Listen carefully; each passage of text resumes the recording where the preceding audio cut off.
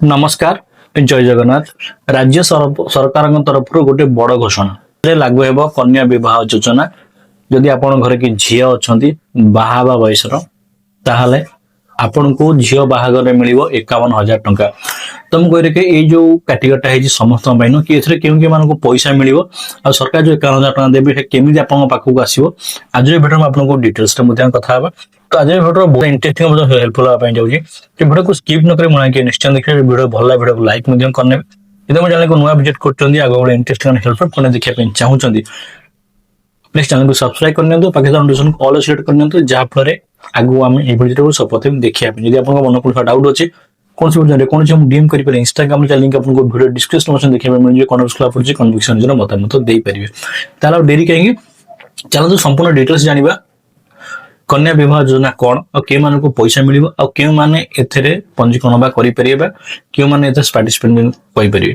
तो चलो वीडियो को स्टार्ट। प्रथम तो आपको कही कि कन्या विवाह योजना केवल फास्ट टाइम नुह ओडिशा सीना फास्ट टाइम कि अदर स्टेट रे ऑलरेडी कन्या विवाह योजना चली ओडिशा लागू जाऊँगी कन्या विवाह योजना जो सरकार कहते 51,000 टंका देवे।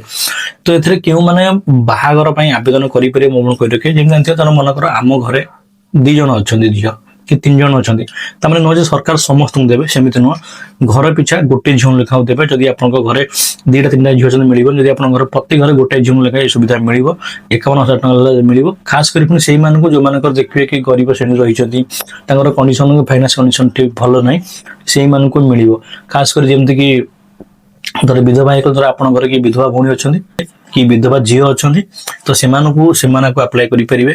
जदि एसटी वाला अच्छा से ना जो दिव्यांग मैंने अच्छा से जो योजना है योजना को अप्लाई करेंगे।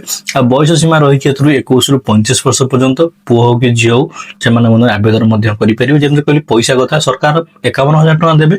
प्रथम आपन को अकाउंट को आसो 35,000 टंका अकाउंट को आसो तापर आपको 10,000 टंका उपहार गिफ्ट हिसाब से सरकार देवे। आउ 6,000 टंका जो रहा ताकू सरकार देवे कौन में ना आपनकर जो लाइटिंग हेगला जो कैंटीन खर्च हेगला से हिसाब भोजी भात खर्च में सरकार देवे।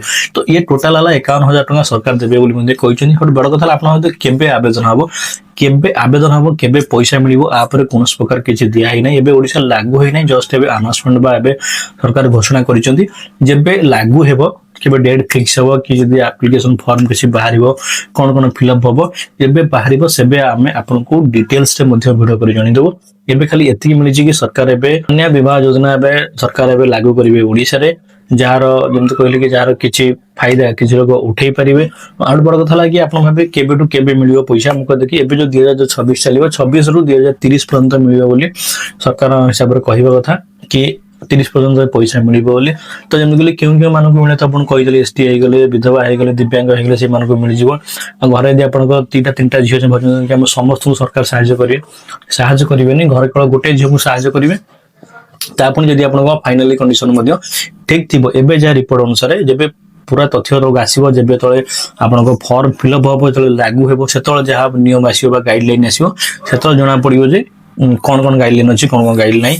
बाकी कहली 51,000 टंका जमी कहली केमती आसो बहार 7 दिन भितर आप अकाउंट को पैसा पलि आस 35,000 बहार आपको 10,000 टंका सरकार गिफ्ट देवे कौन गिफ्ट देवे से जना पड़ो और 6,000 टंका भोज भात देवे। ये पूरा डिटेल्स कन्या विवाह योजना जदि केबे आसिला जदि आपन से बड़ा कंडीशन में अछंती तले आपन निश्चय अप्लाई करिवे कारण 51,000 टंका 50,000 टंका को छोटा अमाउंट नुह बागर 10,000 टंका 5,000 टंका भी बहुत बड़ा होता है। जदि आपन से बड़ा सरकार जो गाइडलाइन पे जदि आपन आसुचंती आपन अप्लाई करिया केबे भूलिबेनी। हमहु अधिक डिटेल्स मिले हम आपन मध्यम जणाइबो।